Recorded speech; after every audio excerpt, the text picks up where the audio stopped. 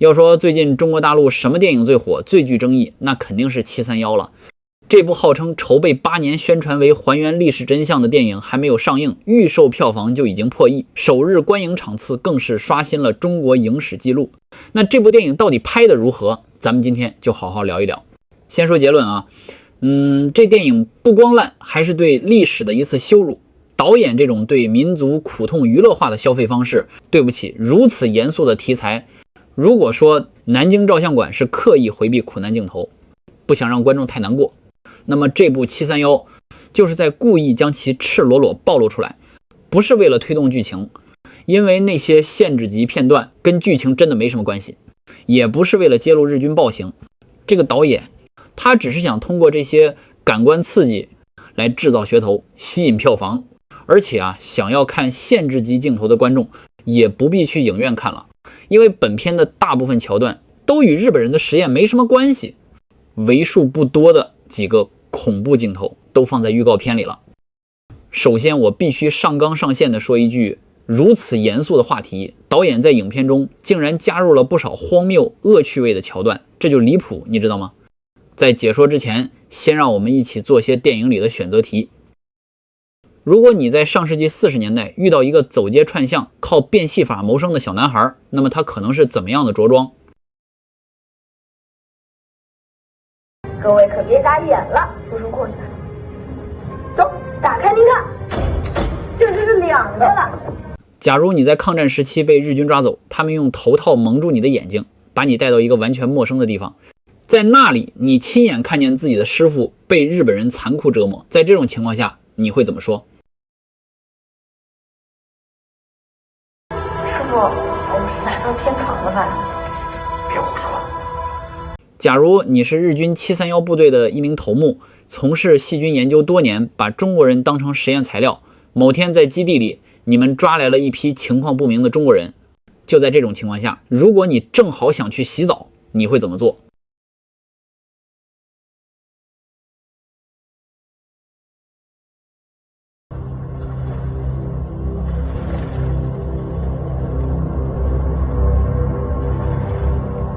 假如你是日军731部队的巡逻员，此刻独自巡逻，并且遵守明令禁止随意串门的规定，当你路过朋友的房间门外，发现门口站着一个中国人时，你会怎么做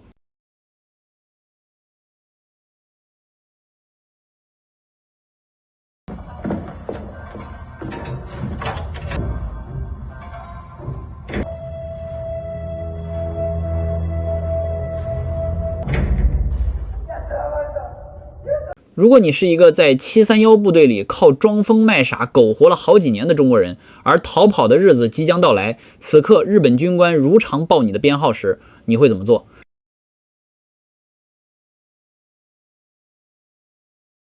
？012，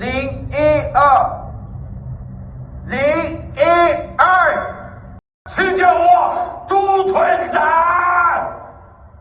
纵身路人。如果你是一个高度机密军事部队的头目，某天发现部队中少了一个人，而那个人还掌握着部队的重要机密，你会怎么做？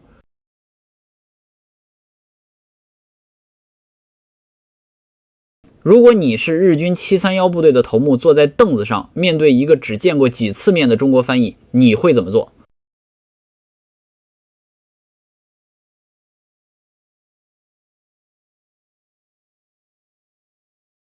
如果你是中国人，在附近的日本人都已被你们解决的情况下，你需要告诉同伴，逃跑的日子到了，你会怎么做？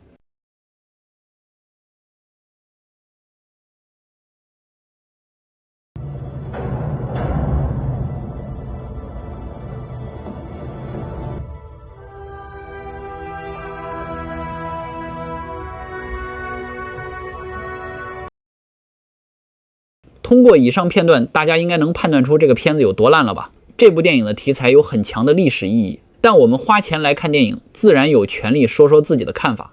故事发生在抗日战争胜利前夕，姜武饰演的小贩王永章和一群普通百姓被抓进了日军的特设监狱。日军表面上说，只要配合治疗，保持健康就能自由。可王永章很快发现这完全是个骗局，他们其实被当作人体实验的对象。面对这种残忍，王永章决定带大家逃出去。王永章这个角色也不是从头到尾都光明正大，他早期为了活命假装抗日英雄，欺骗日军其实很怕死。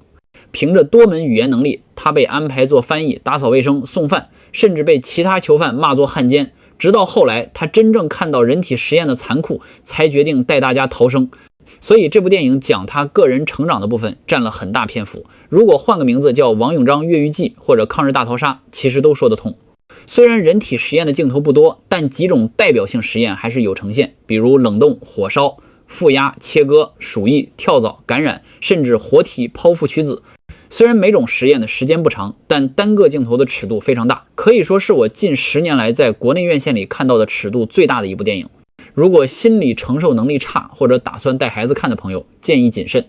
影片里也呈现了受害者的反抗，比如监舍里的越狱尝试，以及安达实验城里的反抗，都沿用了老版黑太阳7大妖的桥段。至于石井四郎喝自己过滤后的尿液的细节，也是真实史料里有记载的，虽然让人难以接受，不过电影里有很多不真实的地方。男主在越狱前后可以随意进出禁止区域，却从未被惩罚，甚至有一次还坐在石井四郎身边看拔河比赛，主角光环太明显了。越狱当天，他给大家发刻着回家的苹果，却在分岔路口说同样是绝路，2条路上的人都没跑出去，出了门又撞上日本士兵，整个逻辑有点漏洞，美术和场景也存在问题。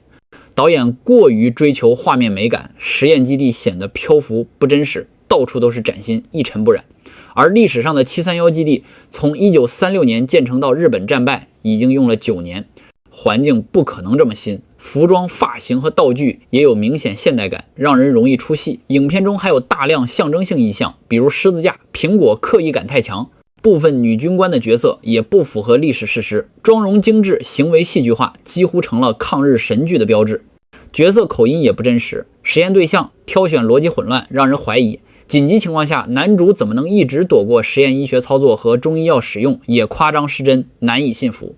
影片剪辑节奏忽快忽慢，转场缺乏逻辑，慢动作加 BGM 的效果也不明，观众容易迷糊。剧情里还有轻松幽默的桥段，比如日本军官用脚夹烙铁，这和血腥残酷的整体氛围格格不入。男主幻想大家越狱成功，自由重获的场景也显得不真实。虽然想给观众希望再打碎制造冲突，但效果有限，结果可想而知。影片上映到现在，可谓恶评如潮。731最大的问题在于导演赵林山，纵观他过往的作品，口碑一向不佳，几乎没有一部能称得上成熟之作。他不仅缺乏清晰的叙事逻辑，也不具备驾驭历史题材的能力。结果历时8年的筹备，并没有换来影片的深度与厚重，反而成为了一场冗长的营销秀。731的失败是导演能力不足、剧情逻辑混乱和历史表达失焦的综合体现。原本它应是一部令人铭记、引发反思的作品，却沦落为靠血腥和低俗取胜的烂片。历史不是娱乐的素材，更不能成为导演追逐流量的工具。民族的苦难应当被尊重，而非被消费。对影视创作者来说，731是一面警示的镜子，缺乏敬畏与责任感，再大的噱头也无法支撑起一部有价值的作品。